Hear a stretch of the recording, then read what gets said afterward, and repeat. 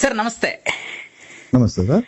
Sir, ಈ ಧರ್ಮಸ್ಥಳದ ಪ್ರಕರಣದಲ್ಲಿ ಯಾಕೆ ಸರ್ ನೀವು ಕೇರಳ ಸರ್ಕಾರಕ್ಕೆ ಪತ್ರ ಬರೆದಿರೋಂಥದ್ದು? ಕೇರಳ ಸರ್ಕಾರಕ್ಕೆ ಬರ್ದಿರೋ ಪತ್ರ ಅಲ್ಲ, ಅದು ಕೇರಳ ಸರ್ಕಾರ ಮಾಡಬಹುದಾದಂತ ಕ್ರಮದ ಬಗ್ಗೆ ಕೊಟ್ಟಿರುವಂತ ಒಂದು ಪತ್ರಿಕಾ ಪ್ರಕಟಣೆ. ಸರ್ ಸೊ ಈಗ ಈ ಒಂದು ಪತ್ರ ವ್ಯಾಪಕವಾಗಿ ಹರಡಿರೋದ್ರಿಂದ ನಮ್ಮ ಸಂವಿಧಾನದಲ್ಲಿ ರಾಜ್ಯಗಳ ನಡುವಿನ ಸಂಬಂಧದ ಬಗ್ಗೆ ಹೇಳಲಿಕ್ಕೆ ಅವಕಾಶ ಸಿಗುತ್ತೆ ಅಂತ ನಾನು ಖುಷಿಯಾಗಿದ್ದೀನಿ. ಸೊ ಧರ್ಮಸ್ಥಳ ಕ್ಷೇತ್ರಕ್ಕೆ ಕರ್ನಾಟಕ ರಾಜ್ಯದ ಒಂದು ರೆಸಿಡೆಂಟ್ಸ್ ಮಾತ್ರ ಹೋಗೋದಿಲ್ಲ. ಭಾರತ ದೇಶದ ಅನೇಕ ರಾಜ್ಯಗಳಿಂದ ಧರ್ಮಸ್ಥಳಕ್ಕೆ ಹೋಗ್ತಾರೆ. ಸೊ ಹೀಗಿದ್ದಾಗ ಈಗ ಯಾರು ದೂರುದಾರ ಕೊಟ್ಟಿರುವಂತ ಒಂದು ಕಂಪ್ಲೇಂಟ್ ಏನಿದೆ, ಆ ಕಂಪ್ಲೇಂಟ್ ನಲ್ಲಿ ಹೇಳಿರೋದ್ರಲ್ಲಿ ಸತ್ಯವಿದ್ದ ಪಕ್ಷದಲ್ಲಿ ಅಂಡ್ ಆ ಸತ್ಯವಿದೆ ಅನ್ನುವಂಥದ್ದು ಈಗ ಎಕ್ಸಿಮೇಷನ್ ಆಗೋದ್ರ ಮೂಲಕ ಕನ್ಫರ್ಮ್ ಆದ ಪಕ್ಷದಲ್ಲಿ ಸಾಧ್ಯತೆ ಏನಿರುತ್ತೆ ಅಂದ್ರೆ ಕೆಲವು ರಾಜ್ಯಗಳಿಂದ ಹೆಚ್ಚಿನ ಒಂದು ಅಂದ್ರೆ ಅಲ್ಲಿ ಸಿಗಬಹುದಾದಂತ ಒಂದು ವಿಕ್ಟಿಮ್ಸ್ ಯಾರು ಇರ್ತಾರೆ ಅದರಲ್ಲಿ ಕೆಲವು ರಾಜ್ಯದಿಂದ ಬೇರೆ ರಾಜ್ಯಗಳಿಂದ ಕೆಲವರು ಸಿಗಬಹುದಂತ ಸಾಧ್ಯತೆ ಇರುತ್ತೆ. ಸೊ ಕೇರಳ ರಾಜ್ಯದಿಂದ ಬಹಳಷ್ಟು ಜನ ಧರ್ಮಸ್ಥಳಕ್ಕೆ ಬರ್ತಿದ್ರು ಅನ್ನುವಂಥದ್ದು ಒಂದು ಕಾಮನ್ ನಾಲೆಡ್ಜ್ ಆಗಿರೋದ್ರಿಂದ, ಮತ್ತೆ ಎರಡನೇದಾಗಿ ಕೇರಳ ರಾಜ್ಯದಲ್ಲಿ ಮಾಧ್ಯಮಗಳಲ್ಲಿ ಇದ್ರ ಬಗ್ಗೆ ವಿಸ್ತೃತ ಚರ್ಚೆ, ಕರ್ನಾಟಕ ರಾಜ್ಯಕ್ಕಿಂತಲೂ ಹೆಚ್ಚಾಗಿ ಕೇರಳ ರಾಜ್ಯದಲ್ಲಿ ವಿಸ್ತೃತ ಚರ್ಚೆ ಆಗ್ತಿರೋದ್ರಿಂದ ಕೇರಳ ಸರ್ಕಾರವು ಕೂಡ ಈ ಸಾಧ್ಯತೆಯನ್ನ ಮನಗಂಡು ರಾಜ್ಯ ಸರ್ಕಾರಕ್ಕೆ ಪತ್ರ ಬರೆದು ದಯವಿಟ್ಟು ತಮ್ಮ ಒಂದು ಇನ್ವೆಸ್ಟಿಗೇಷನ್ ಏನಿದೆ ಬಹಳ ಪಾರದರ್ಶಕವಾಗಿರ್ಲಿ ಅಂತ ವಿನಂತಿ ಮಾಡ್ಕೊಳ್ಳೋದಾಗ್ಲಿ, ಅಥವಾ ತಮ್ಮ ಇನ್ವೆಸ್ಟಿಗೇಷನ್ ಅನ್ನ ಅಸಿಸ್ಟ್ ಮಾಡ್ಲಿಕ್ಕೆ ನಮಗೂ ಅವಕಾಶ ಕೊಡಿ ಅಂತ ಅವರು ಸುಪ್ರೀಂ ಕೋರ್ಟ್ ಹೋಗಿ ಒಂದು ಮನವಿನ ಸಲ್ಲಿಸಲಿಕ್ಕೆ ನಮ್ಮ ಸಂವಿಧಾನದ ನಿಯಮದ ತತ್ವ ಅವಕಾಶವನ್ನ ಕೊಡುತ್ತೆ. ಸೊ ಇದನ್ನ ನಾವು ಮನಸ್ಸಿನಲ್ಲಿ ಇಟ್ಕೊಳ್ಬೇಕಾಗತ್ತೆ. ಯಾವುದೇ ರಾಜ್ಯ ಸರ್ಕಾರ ಈ ತರನಾದ ಪ್ರಕರಣವನ್ನ ಭೇದಿಸಬೇಕಾದ್ರೆ ತಾನು ಮನ ಬಂದಂತೆ ನಡ್ಕೊಳ್ಳಿಕ್ ಸಾಧ್ಯವಾಗೋದಿಲ್ಲ. ಯಾಕೆ ಅಂದ್ರೆ ತಾನು ನಡೆಸಿದ ತನಿಖೆಯ ಒಂದು ಟ್ರಾನ್ಸ್ಪರೆನ್ಸಿ, ಪಾರದರ್ಶಕತೆ ಏನಿದೆ ಅನ್ನುವಂಥದ್ದನ್ನ ಒಂದು ವೇಳೆ ಬೇರೆ ರಾಜ್ಯಗಳಿಗೆ ಕೇಳಿದ್ರೆ ಹೇಳ್ಬೇಕಾಗತ್ತೆ ರಾಜ್ಯ ಸರ್ಕಾರ. ಸರ್, ಮತ್ತಿನ್ನೊಂದು ರೆಸೊಲ್ಯೂಷನ್ ಪಾಸ್ ಮಾಡೋದಕ್ಕೇನೋ ರಿಕ್ವೆಸ್ಟ್ ಮಾಡ್ದಂಗಿದ್ದೀರಿ ಪತ್ರದಲ್ಲಿ. ರೆಸೊಲ್ಯೂಷನ್ ಅಂದ್ರೆ ಅದೇ again it is not a request, ಅದು just a press release. So resolution ಅನ್ನ ಪಾಸ್ ಮಾಡೋದ್ರ ಮೂಲಕ ಇದು ರಾಜಕೀಯ ಪ್ರೇರಿತ ಅಲ್ಲ ಅಂತ ಅವರು ಆಕ್ಚುಲಿ ಹೇಳಲಿಕ್ಕೆ ಸಾಧ್ಯವಾಗತ್ತೆ. ಯಾಕೆ ಅಂದ್ರೆ ಈ ತರನಾದ ಒಂದು ಪ್ರಕರಣದಲ್ಲಿ ತಾನು ಕೂಡ ತನಿಖೆಯನ್ನ ಒಂದು ಅಸಿಸ್ಟ್ ಮಾಡ್ತೀನಿ ಅಂತ ಹೇಳ್ಬೇಕಾದ್ರೆ ಅಲ್ಲಿ ರಾಜಕೀಯವನ್ನ ಪಕ್ಕಕ್ಕಿಟ್ಟು ಮಾಡ್ಬೇಕಾಗತ್ತೆ. ಸೊ ರೆಸೊಲ್ಯೂಷನ್ ಅಲ್ಲಿ ಈಗ ಒಂದು ವೇಳೆ ಸರ್ವಾನುಮತದಿಂದ ಅವ್ರು ಒಪ್ಕೊಳ್ಳೋದಾದ್ರೆ ಅವಾಗ ಅವರು ಅದನ್ನ ಸುಪ್ರೀಂ ಕೋರ್ಟ್ಗೆ ಕೊಟ್ಟು ಹೇಳ್ಬೋದು, ನೋಡಿ ಸ್ವಾಮಿ ಇದು ರಾಜಕೀಯ ಪ್ರೇರಿತ ಅಲ್ಲ, ನಮ್ಮ ರಾಜ್ಯದಲ್ಲಿರುವಂತ ಒಂದು ಬಹುತೇಕ ಬೇರೆ ಬೇರೆ ಪಾರ್ಟಿಗಳಿಂದ ಒಂದು ಸಹಮತ ಇದೆ ಈ ವಿಚಾರಕ್ಕೆ ಅಂತ. ಸೊ ಅದು ಅವ್ರಿಗೆ ಸುಪ್ರೀಂ ಕೋರ್ಟ್ ಹೋಗೋದೇ ಆದ್ರೆ ಅದರ ಒಂದು ಅವಶ್ಯಕತೆ ಅವ್ರಿಗಿರುತ್ತೆ.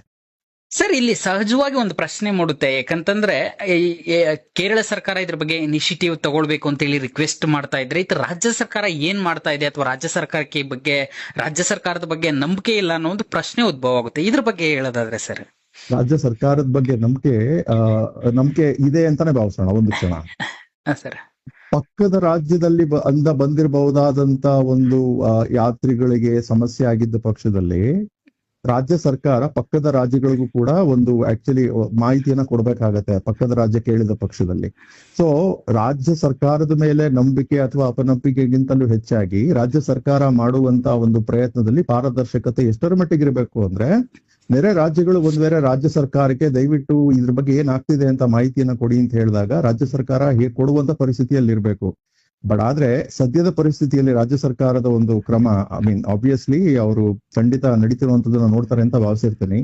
ಈ ತರನಾದ ಪ್ರಕರಣದಲ್ಲಿ ಸತ್ಯ ಇದೆಯಾ ಇಲ್ವಾ ಅಂತ ತಿಳ್ಕೊಳ್ಳಿಕ್ಕೆ ಇರೋದು ಒಂದು ದಾರಿ. ಆ ಒಂದು ದಾರಿ ಏನಂದ್ರೆ ಆತ ದೂರನ್ನ ದಾಖಲಿಸಿದ ಮರುಕ್ಷಣವೇ ಆತನನ್ನ ಕರ್ಕೊಂಡೋಗಿ ಎಲ್ಲಪ್ಪ ನೀನು ಊತ ಹಾಕಿದ್ಯಾ ತೋರ್ಸು ಅಂತ ಹೇಳಿ ಆತ ಹೇಳಿದ್ದ ಜಾಗಗಳಿಂದ ಹೊರ ತೆಗೆಯುವಂಥದ್ದು. ಒಂದು ವೇಳೆ ಅವನು ಹೇಳಿದ ಮಾಡಿದ ದೂರಿನಲ್ಲಿ ಸತ್ಯ ಇದ್ರೆ, ಅವ್ನು ಮಾಡಿದ ದೂರಿನಲ್ಲಿ ಸತ್ಯ ಇಲ್ಲ ಅನ್ನೋದಾದ್ರೆ ಎಕ್ಸ್ಪೋಸ್ ಮಾಡ್ಲಿಕ್ಕೂ ಅದೇ ಅವಕಾಶ ಬೇಕಾಗತ್ತೆ. ನೀವು ಆತನನ್ನ ಮಾರನೇ ದಿನವೇ ಕರ್ಕೊಂಡು ಹೋದಾಗ ಆತ ಒಂದ್ ವೇಳೆ ಹೇಳಿದ ಜಾಗದಲ್ಲಿ ಏನು ಸಿಗದೆ ಹೋದಾಗ ಆತನ ವಿರುದ್ಧ ನೀವು ಮೊಕದ್ದಮೆಯನ್ನ ದಾಖಲಿಸಬಹುದು, ನೀನು ಸುಳ್ಳು ಹೇಳ್ತಿದ್ದಿ ಅಂತ. ಆ ಸುಳ್ಳು ಹೇಳ್ತಿದ್ದೇನೆ ಅಂತ ಮೊಕದ್ದಮೆಯನ್ನ ದಾಖಲಿಸೋಣ ಅನ್ನುವಂತ ಒಂದು ಕುತೂಹಲ ಪೊಲೀಸ್ನವ್ರಿಗೆ ಇರ್ಬೇಕಿತ್ತು, ರಾಜ್ಯ ಸರ್ಕಾರಕ್ಕೆ ಇರ್ಬೇಕಿತ್ತು. ಬಟ್ ಅದಿಲ್ಲ. ಸೊ ಅದಿಲ್ದೇ ಇರೋದ್ರಿಂದ 17 ದಿನಗಳಾದ್ರೂ ಅವರು ಎಕ್ಸಿಮೇಷನ್ ಮಾಡ್ಲಿಕ್ಕೆ ಮುಂದಾಗದೇ ಇರೋದ್ರಿಂದ ಏನಾಗ್ತಿದೆ ಅಂದ್ರೆ ಆತ ಮಾಡಿರುವಂತ ಆರೋಪದಲ್ಲಿ ಸತ್ಯ ಇರೋ ಕಾಣ್ತಿದೆ. ಇದನ್ನ ಸಾರ್ವಜನಿಕರು ಗಮನಿಸ್ತಿದಾರಲ್ವಾ? ಇದು ಯಾತಕ್ಕೆ ಈ ಪ್ರಕರಣ ದಿನದಿಂದ ದಿನಕ್ಕೆ ಆಕ್ಚುಲಿ ಹೆಚ್ಚು ಹರಡ್ತಾ ಇದೆ, ಹೆಚ್ಚು ಜನರು ಇದ್ರ ಬಗ್ಗೆ ಆಸಕ್ತಿಯನ್ನ ತೋರಿಸ್ತಿದ್ದಾರೆ ಅಂದ್ರೆ ಇದರಲ್ಲಿ ಯಾವುದು ಅಗತ್ಯವಾಗಿ ನಡಿಬೇಕಿತ್ತು ಅದು ನಡೀದೇ ಇರೋದ್ರಿಂದ ಸಾರ್ವಜನಿಕರಿಗೆ ಒಂದು ಕಾಮನ್ ಸೆನ್ಸ್ ಅಂತ ಇರುವಂತ ವ್ಯಕ್ತಿಗಳು ಅನ್ನಿಸ್ತಿದೆ ಸರ್ಕಾರ ಅಥವಾ ಪೊಲೀಸರು ತಾವು ಮಾಡ್ಬೇಕಾದ ಕೆಲಸವನ್ನ ಇದರಲ್ಲಿ ಮಾಡ್ತಿಲ್ಲ ಅಂತ. Sir, apart from your request press release ಬಿಟ್ಟು ಮಾತಾಡೋದಾದ್ರೆ, ಈ ರೀತಿಗೆ ಲೇಟ್ ರಿಪೋರ್ಟೆಡ್ ಅಂದ್ರೆ ಕೊಲೆ ಇರ್ಬೋದು ಅಥವಾ ರೇಪ್ ಕೇಸ್ಗಳಿರ್ಬೋದು 1 ಇಯರ್ ಅಥವಾ ಸುಮಾರು ವರ್ಷಗಳಾದ್ಮೇಲೆ ಲೇಟ್ ಆಗಿ ರಿಪೋರ್ಟ್ ಆಗುವಂತ ಪ್ರಕರಣಗಳಲ್ಲಿ ಕನ್ವಿಕ್ಷನ್ ರೇಟ್ ತುಂಬಾ ಕಡಿಮೆ ಇರುತ್ತೆ ಅಂತ ಅನ್ನೋ ಸಿಚುವೇಶನ್ ಇರುವಂತದ್ದು. ಇಂಥ ಸಂದರ್ಭದಲ್ಲಿ ಸರ್ಕಾರಗಳೇ ಅಥವಾ ಪೊಲೀಸ್ ಇಲಾಖೆ ಇಷ್ಟು ಲೇಟ್ ಮಾಡ್ತಾ ಇದ್ರೆ ಈ ಕೇಸ್ ಮೇಲೆ ಯಾವ ರೀತಿಯಾಗಿ ಪರಿಣಾಮ ಬೀರಬಹುದು ಅಂತ. ಒಂದು ಕನ್ವಿಕ್ಷನ್ ಬಗ್ಗೆ ಮಾತನಾಡುವಂತದ್ದು, ಈಗ ಇವ್ರು ಇಷ್ಟೊಂದು ತಡ ಮಾಡ್ತಿರ್ಬೇಕಾದ್ರೆ ಕನ್ವಿಕ್ಷನ್ ಬಗ್ಗೆ ಮಾತನಾಡ್ಲಿಕ್ಕೆ ಶುರು ಮಾಡಿದ್ರೆ ಏನಾಗುತ್ತೆ ಅಂದ್ರೆ ಅದು ಸ್ವಲ್ಪ ಆಭಾಸ ಯಾಕಾಗತ್ತೆ ಅಂದ್ರೆ ತನಿಖೆನೇ ಸರಿಯಾದ ರೀತಿಯಲ್ಲಿ ಶುರುವಾಗಿಲ್ವಲ್ಲ. ತನಿಖೆ ಶುರುವಾಗಿದೆ ಅಂತ ಯಾವಾಗ ಹೇಳ್ತೀರಿ? ಈಗ ನಾನೊಂದು ಎಕ್ಸಾಂಪಲ್ ಕೊಡ್ತೀನಿ. ಯಾರಾದ್ರೂ ಪೊಲೀಸ್ ಸ್ಟೇಷನ್ಗೆ ಒಬ್ಬ ಹೋಗ್ತಾನೆ, ಜೇಬ್ನಲ್ಲಿ ಸ್ವಾಮಿ ನಾನು ಗೋಲ್ಡ್ ವಾಚ್ ಅನ್ನ ಕದ್ದಿದ್ದೀನಿ, ಜೇಬ್ನಲ್ಲಿ ಇದೆ ಅಂತ ಆತ ಪೊಲೀಸ್ನವ್ರಿಗೆ ಹೇಳ್ತಾನೆ ಅಂತ ಭಾವಿಸೋಣ. ಪೊಲೀಸ್ನವ್ರು ಏನ್ ಮಾಡ್ತಾರೆ ಅವಾಗ? ಹೌದಾ, ನೀನು ಗೋಲ್ಡ್ ವಾಚ್ ಕದ್ದಿದ್ಯಾ? ಆ ಕದ್ದಿರೋ ವಾಚ್ ನಿನ್ ಜೇಬ್ನಲ್ಲಿ ಇದೆಯಾ? ಹಾಗಿದ್ರೆ 1 ನಿಮಿಷ ತಡಿ ಅನ್ಬಿಟ್ಟು ಇಬ್ರು ವಿಟ್ನೆಸಸ್ ನ ಕರೆಸ್ಬಿಟ್ಟು ವಿಟ್ನೆಸಸ್ ಎದುರಿಗೆ ಹೇಳ್ತಾರೆ ಪೊಲೀಸು, ದಯವಿಟ್ಟು ಹೊರಗೆ ತೆಗಿ ಅಂತ ಹೇಳ್ತಾರೆ. ಅವ್ನು ಹೊರಗೆ ತೆಗಿದೆ ಹೋದ್ರೆ ಅವರೇ ಕೈ ಹಾಕಿ ತೆಗಿತಾರೆ. ಇಷ್ಟು ಸರಳವಾದ ಪ್ರಕರಣವನ್ನ ಇವರು 17 ದಿನಗಳಾದ್ರೂ ಕೂಡ ಆತ ಹೇಳಿರೋದ್ರಲ್ಲಿ ಸತ್ಯ ಇದೆಯಾ ಇಲ್ವಾ ಅಂತ ತಿಳ್ಕೊಳ್ಳಿಕ್ಕೆ ಆತನನ್ನ ಜಾಗಗಳಿಗೆ ಕರ್ಕೊಂಡೋಗಿ ಎಕ್ಸುಮೇಷನ್ ಯಾತಕ್ ಮಾಡ್ತಿಲ್ಲ? ಎಕ್ಸುಮೇಷನ್ ಮಾಡದೇ ಇರೋದ್ರಿಂದ ಪೊಲೀಸ್ನವರ ನಡೆ ಮೇಲೆ ಸಂಶಯ ಪಡಬೇಕಾಗಿರುವಂತದ್ದು ಒಬ್ಬ ಸಾರ್ವಜನಿಕನ ಒಂದು ರೀಸನಬಲ್ ಸಸ್ಪಿಷನ್ ಆಗುತ್ತೆ. ಅಂಡ್ ಪೊಲೀಸ್ನವ್ರು ಏನು ಮೇಲಿಂದ ಉದ್ರಿದಾರ? ಏನು ಓದ್ತಾ ಇದಾರೆ ಅವರು? ಯಾವ ಕಾನೂನು ಓದ್ತಾ ಇದಾರೆ? ಕ್ರಿಮಿನಲ್ ಪ್ರೊಸೀಜರ್ ಕೋಡ್ ಓದ್ತಾ ಇದಾರ? ಇಂಡಿಯನ್ ಪೀನಲ್ ಕೋಡ್ ಓದ್ತಾ ಇದಾರ? ಅವ್ರಿಗಿರೋ ಜ್ಞಾನಕ್ಕಿಂತ ಅವ್ರಿಗಿಂತ ಜ್ಞಾನ ಇರ್ಬೋದು ಅಂತ ಅವ್ರು ಭಾವಿಸ್ಬೇಕಾಗುತ್ತೆ. ಫಸ್ಟ್ ಅಂಡ್ ಫಾರ್ಮೋಸ್ಟ್ ತನಿಖಾಧಿಕಾರಿಗೆ ವಿವೇಚನೆ ಇದೆ ಅಂತ ಹೇಳಿದ್ದಾರೆ. ಯಾವ ತರನಾದ ವಿವೇಚನೆ? ನೀವು ಒಬ್ಬ ಡಾಕ್ಟರ್ ಅಂತ ಭಾವಿಸೋಣ, ನಿಮ್ ಎದುರಿಗೆ ನಿಮ್ ಬಳಿ ಒಬ್ಬ ಬರ್ತಾನೆ, ಪೇಷಂಟ್ ಬರ್ತಾನೆ, ಸ್ವಾಮಿ ನನಗೆ ಗನ್ ಶಾಟ್ ಗುಂಡಿನ ಏಟು ಬಿದ್ದಿದೆ, ದಯವಿಟ್ಟು ಹೊರಗೆ ತೆಗೀರಿ ಅಂತ. ನನಗೆ ವಿವೇಚನೆ ಇದೆ, ನಾನು 10 ದಿನ ಆದ್ಮೇಲೆ ತೆಗಿತೀನಿ ಅಂತ ಹೇಳಿದ್ರೆ ಆ ವಿವೇಚನೆಗೆ ಅರ್ಥವೇ ಇರೋದಿಲ್ಲ. ಯಾಕೆಂದ್ರೆ ಅವ್ನು ಬದುಕೋದೇ ಅರ್ಧ ಗಂಟೆ ಆದ್ಮೇಲೆ. ವಿವೇಚನೆ ಬಳಸಬೇಕಾಗಿರುವಂತದ್ದು time is of the essence ನಲ್ಲಿ ಒಂದು ಶೀಘ್ರವಾಗಿ ಬಳಸಿದ್ರೆ ಅದನ್ನ ವಿವೇಚನೆ ಅಂತ ಕರೀತಾರೆ. ಅದನ್ನ ಬಿಟ್ಟು ಈತ ಮಾಡಿದಂತ ದೂರಿನಲ್ಲಿ ಆ ದೊಡ್ಡ ಮಟ್ಟದ ಆರೋಪ ಮಾಡಿದಾನಲ್ಲ, ಆ ಜಾಗಗಳಲ್ಲಿ ಒಂದು ವೇಳೆ ಆರೋಪಿಗಳು ಇದ್ದಂತವ್ರು ಒಂದು ವೇಳೆ ಇದ್ರಲ್ಲಿ ಸತ್ಯ ಇದೆ ಅಂತ ಭಾವಿಸೋಣ, ಆರೋಪಿಗಳಿಗೆ ಅವಕಾಶ ಕೊಟ್ಟಾಗ ಹಾಕ್ತಿಲ್ವಾ? ಎಲ್ಲೆಲ್ಲಿರ್ಬೋದು ಅಲ್ಲೆಲ್ಲ ಹುಡುಕಿ ಹೊರಗಡೆ ತೆಗ್ಲಿಕ್ಕೆ ಅವಕಾಶಗಳನ್ನ ಕೊಡ್ತಾ ಇಲ್ವಾ ಆರೋಪಿಗಳಿಗೆ? ಏನ್ ಪೊಲೀಸ್ನವರು ಮಾಡಿದ್ದೆಲ್ಲ ಮಾಡ್ತೀವಿ, ನಾವು ಮಾಡೋದೇ ಆಕ್ಚುಲಿ ಸರ್ವಸ್ವ ಅಂತ ಹೇಳುವಂತದ್ದು ಅಧಿಕಾರ ಯಾರು ಕೊಟ್ಟಿದಾರ ಅವ್ರಿಗೆ? ಈ ಪ್ರಜಾಪ್ರಭುತ್ವದಲ್ಲಿ ಏನ್ ಅನ್ಕೊಂಡಿದ್ದಾರೆ ಪೊಲೀಸ್ನವರು? ಅವ್ರು ಮಾಡ್ಬೋದು, ಡಿಸ್ಕ್ರಿಷನ್ ಇದೆ ಅಂತ ಹೇಳ್ತಿದಾರಲ್ಲ, ಯಾರು ಕೊಟ್ಟರು ಅವ್ರಿಗೆ ಡಿಸ್ಕ್ರಿಷನ್ ಅನ್ನ ಇಂಥ ಕೇಸ್ ನಲ್ಲಿ? 17 ದಿನ ಆದ್ರೂ ಮುಟ್ದೇ ಇರೋ ಹಾಗೆ ಅವ್ರಿಗೆ ಭಯ ಇರೋ ಕಾಣುತ್ತೆ, ಎಕ್ಸಿಮೇಷನ್ ಆದ್ರೆ ಏನೇನ್ ಬಂದ್ಬಿಡುತ್ತೆ ಈಚೆಗೆ ಅಂತ. ಖಂಡಿತ ಸರ್. ಮತ್ತೊಂದು ಪ್ರಶ್ನೆ, ಈ ಹಂತದಲ್ಲಿ ಹಿಂದೆ ಸೌಜನ್ಯ ಕೇಸು ಸುಮಾರು ಸರಿ ಕೋರ್ಟ್ಗೆ ಹೋಗಿತ್ತು. ಕೋರ್ಟ್ ನಲ್ಲಿ ಏನೇನೋ ವಾದಗಳಾದವು, ಪ್ರತಿವಾದಗಳಾದವು, ಮತ್ತೆ ಆ ಕೇಸ್ಗೆ ಸಂಬಂಧಿಸಿದಂತೆ ಸಾಕಷ್ಟು ವಿಚಾರಗಳಿದ್ವು. ಈಗ ಇದು ಹೊಸದಾಗಿ ಪ್ರಕರಣ ದಾಖಲಾಗಿದೆ. ಮತ್ತೊಬ್ಬ ತಾಯಿ ಬಂದು ದೂರನ್ನ ಕೊಡ್ತಿದ್ದ, ನನ್ನ ಮಗಳು ನಾಪತ್ತೆಯಾಗಿದ್ಲು 23 ವರ್ಷದಿಂದ ಅಂತ ಹೇಳಿದ್ರು. ಈ ಹಂತದಲ್ಲಿ ಯಾರಾದ್ರೂ ಕೋರ್ಟ್ಗೆ ಅರ್ಜಿಯನ್ನ ಹಾಕಿ ಕೋರ್ಟ್ ಅನ್ನ ಇಂಟರ್ಫಿಯರ್ ಮಾಡೋದಿಕ್ಕೆ ಆಗೋದಿಲ್ವಾ? ಕೋರ್ಟ್ ನಿಂದ ಆದೇಶವನ್ನ ಮಾಡಿಸೋದಿಕ್ಕೆ ಆಗೋದಿಲ್ವಾ ಈ ಹಂತದಲ್ಲಿ ಅಂತ? ಒಂದು ಏನಾಗುತ್ತೆ ಅಂದ್ರೆ, ಇದು ಈ ದೂರುದಾರ ಯಾರು ಬಂದಿದ್ದಾನೆ, ಇದು ಅದೇ ಬೃಹತ್ ಆದಂತ ಒಂದು ಇಶ್ಯೂ.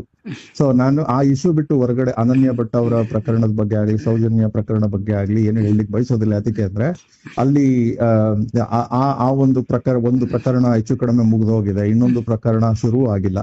ಸೊ ಹಂಗಿರೋದ್ರಿಂದ ತಾಳೆ ಹಾಕಿ ನೋಡುವಂತದ್ರ ಪ್ರಯೋಜನವಾಗೋದಿಲ್ಲ ಈ ಒಂದು ಪ್ರಕರಣ. And at the end of the day ನೀವು ಬೇರೆ ಬೇರೆ ಪ್ರಕರಣಗಳಲ್ಲಿ ಅವ್ರಿಗೆ ನ್ಯಾಯ ಸಿಗ್ಬೇಕು ಅನ್ನೋದೇ ಆದ್ರೆ ಈ ಪ್ರಕರಣದಲ್ಲಿ ಏನನ್ನ ಮಾಡ್ಲಾಗತ್ತೆ ಅನ್ನೋದನ್ನ ನೋಡಿದ್ಮೇಲೆ ಗೊತ್ತಾಗತ್ತೆ. ಸೊ ಆ ಪ್ರಕರಣಗಳಲ್ಲಿ ನ್ಯಾಯ ಸಿಗೋದಕ್ಕೂ ಮತ್ತೆ ಈ ಪ್ರಕರಣದಲ್ಲಿ ಆಗ್ಬೇಕಾಗಿರೋದಕ್ಕೂ ಯಾವ ತರನ ಸಂಬಂಧ ಇದೆ ಅನ್ನುವಂಥದ್ದು ತನಿಖೆ ಮುಂದುವರೆದ್ರೆ ಮಾತ್ರ ಗೊತ್ತಾಗತ್ತೆ. ಸೊ ಅನನ್ಯ ಭಟ್ ಪ್ರಕರಣದ ಬಗ್ಗೆ ಸದ್ಯಕ್ಕೆ ನಾನೇನು ಹೇಳಲಿಕ್ಕೆ ಬಯಸೋದಿಲ್ಲ. ಯಾಕೆ ಅಂದ್ರೆ ಒಂದು ಮಿಸ್ಸಿಂಗ್, ತನ್ನ ಮಗಳು ತುಂಬಾ 2003ರಿಂದ ಮಿಸ್ಸಿಂಗ್ ಆಗಿದ್ದಾಳೆ, ದೇವಸ್ಥಾನಕ್ಕೆ ಹೋಗಿ ಅಂತ ಅವ್ರು ಹೇಳಿದ್ದಾರೆ. ಅಂಡ್ ಅವ್ರೊಬ್ರೇನ ಇರೋದು ಈ ರೀತಿ ಹೇಳ್ತಾ ಇರೋದು? ಬೇರೆಯವರೆಲ್ಲ ಬಂದು ಹೇಳಲಿಕ್ಕೆ ಅವಕಾಶವಾಗುತ್ತಾ? ಒಂದ್ ವೇಳೆ ಎಕ್ಸಿಮೇಷನ್ ಶುರುವಾದ್ರೆ, ನೋಡಿ ಎಕ್ಸಿಮೇಷನ್ ಶುರುವಾಯ್ತು ಅಂತ ಇಟ್ಕೊಳ್ಳಿ, ಆತ ಹೊರಗ್ ತೆಗ್ದ ಅಂತ ಇಟ್ಕೊಳ್ಳಿ, ಅವಾಗ ಬಹಳಷ್ಟು ಜನ ಬರ್ಬೋದು. ಅಂಡ್ ಎಕ್ಸಿಮೇಷನ್ ಶುರುವಾಯ್ತು, ಆತ ಏನು ತೆಗಿಲಿಲ್ಲ ಅಂದ್ರೆ ಆತನ ಮೇಲೆ ಸುಳ್ಳು ಆರೋಪ ಮಾಡಿದಾನೆ ಅಂತ ಪ್ರಕರಣ ದಾಖಲಿಸಬಹುದಲ್ವಾ? ಸುಳ್ಳು ಆರೋಪ ಮಾಡಿದ್ದಾನೆ ಅನ್ನೋ ಪ್ರಕರಣ ಹಾಕ್ಲಿಕ್ಕೆ ತಯಾರಾಗಿರ್ಬೇಕಿತ್ತು ಪೊಲೀಸ್ನವರು. ಅವನನ್ನ ಕೈಲಿ ಎಕ್ಸಿಮೇಷನ್ ಆತ ಹೇಳಿ ಸ್ಥಳಗಳಿಗೆಲ್ಲ ಕರ್ಕೊಂಡೋಗಿ ಆತನಿಗೆ ತೆಗಿಯಪ್ಪ ಅಂತ ಹೇಳಿ ಆತ ತೆಗಿಲಾರದಂತ ಒಂದು ಪರಿಸ್ಥಿತಿಗೆ ಅವರು ಸುಳ್ಳು ಆರೋಪ ಮಾಡಿದ್ದಾನೆ ಅಂತ ಒಂದು ಪ್ರಕರಣ ಹಾಕ್ಬೋದಿತ್ತಲ್ಲ, ಯಾತಕ್ಕೆ? ಸೊ ಈ ತರನಾದ ಪ್ರಕರಣದಲ್ಲಿ ಇಷ್ಟು ಸರಳವಾಗಿ ಬಗೆಹರಿಸಬಹುದಂತ ಪ್ರಕರಣವನ್ನ ಅವರು ಮೀನಮೇಷ ಎಣಿಸ್ತಿರೋದ್ರಿಂದ ಏನಾಗತ್ತೆ, ಈತನ ದೂರಿನಲ್ಲಿ ಸತ್ಯನ ಹೇಳಿದಾನೆ ಅಂತ ಒಂದು ಭಾವಿಸೋ ಅಂತ ಪರಿಸ್ಥಿತಿಗೆ ಜನ ಬರ್ತಿದ್ದಾರೆ ಅಂತ ಹೇಳ್ತೀನಿ. ನಮ್ಗಿರೋ ಮಾಹಿತಿ ಪ್ರಕಾರ ಸರ್, ಎಕ್ಸಿಬಿಷನ್ಗೆ ಕೋರ್ಟ್ ಇಂದ ಇನ್ನು ಪರ್ಮಿಷನ್ ಕೇಳಿಲ್ಲ ಪೊಲೀಸರು ಇದುವರೆಗೂ. ಎಕ್ಸಿಬಿಷನ್ಗೆ ಕೋರ್ಟ್ ಇಂದ ಪರ್ಮಿಷನ್ ಅವಶ್ಯಕತೆ ಬರೋದಿಲ್ಲ. ಯಾಕಂದ್ರೆ ಅದು ಸೆಕ್ಷನ್ 154 ಅಂದ್ರೆ ಹಿಂದಿನ ಕ್ರಿಮಿನಲ್ ಪ್ರೊಸೀಜರ್ ಕೋಡ್ ನಲ್ಲಿ ತನಿಖೆಯ ಒಂದು ಭಾಗವಾಗತ್ತೆ. ಅಂಡ್ ಸೊ ಸುಪ್ರೀಂ ಕೋರ್ಟ್ ಬಹಳಷ್ಟು ಪ್ರಕರಣಗಳಲ್ಲಿ ಹೇಳಿದೆ ಏನಂತ ಅಂದ್ರೆ ಅಪರಾಧಕ್ಕೆ ಒಳಗಾಗಿ ಸತ್ತಂತ ವ್ಯಕ್ತಿಗಳ ಒಂದು ಕಳೇಬರವನ್ನು ಹೊರಗೆ ತೆಗೆಯುವಂತದ್ದು ತನಿಖೆಯ ಭಾಗವಾಗುತ್ತೆ, ಇನ್ಕ್ವೆಸ್ಟ್ ಭಾಗವಾಗೋದಿಲ್ಲ. ಇನ್ಕ್ವೆಸ್ಟ್ ಭಾಗ ಏನಂದ್ರೆ ಅಪರಾಧ ನಡೆದಿರ್ಬೋದಾ ಅಂತ ತಿಳ್ಕೊಳ್ಳೋದಕ್ಕೆ ಇನ್ಕ್ವೆಸ್ಟ್. ಸೊ ಮ್ಯಾಜಿಸ್ಟ್ರೇಟ್ ಅವರು ಅನುಮತಿ ಕೊಡೋದು ಇನ್ಕ್ವೆಸ್ಟ್ ಪ್ರಕರಣಗಳಲ್ಲಿ. ಇದು ಇನ್ಕ್ವೆಸ್ಟ್ ಪ್ರಕರಣ ಆಗೋದಿಲ್ಲ, ಇದು ತನಿಖೆಯ ಪ್ರಕರಣ ಆಗತ್ತೆ. ಓಕೆ, ಹಂಗಿರೋದ್ರಿಂದ ಸೊ ಇದು ಪೊಲೀಸ್ನವರು ಮ್ಯಾಜಿಸ್ಟ್ರೇಟ್ ಅವರ ಅನುಮತಿ ಕಾಯುವ ಅವಶ್ಯಕತೆ ಇಲ್ವೇ ಇಲ್ಲ. ಅಂಡ್ ಮ್ಯಾಜಿಸ್ಟ್ರೇಟ್ ಖಂಡಿತ ಹೇಳ್ಬೋದು ಅವ್ರಿಗೆ, ಅಲ್ಲ ರೀ ಆತ ಬಂದು ಇಂತಿಂತ ನಿರ್ದಿಷ್ಟ ವ್ಯಕ್ತಿಗಳ ಪಾತ್ರ ಇದೆ ಅಂತ ಹೇಳಿ ಇಲ್ಲಿ ಅಪರಾಧ ನಡೆದಿದೆ ಅಂತ ಹೇಳಿದ್ಮೇಲೆ ಆ ಮಾಹಿತಿಯನ್ನ ಇಟ್ಕೊಂಡು ನೀವು ಇನ್ಕ್ವೆಸ್ಟ್ ಕೇಳಲಿಕ್ಕೆ ಅವಕಾಶ ಇರೋದಿಲ್ಲ ಅಂತ.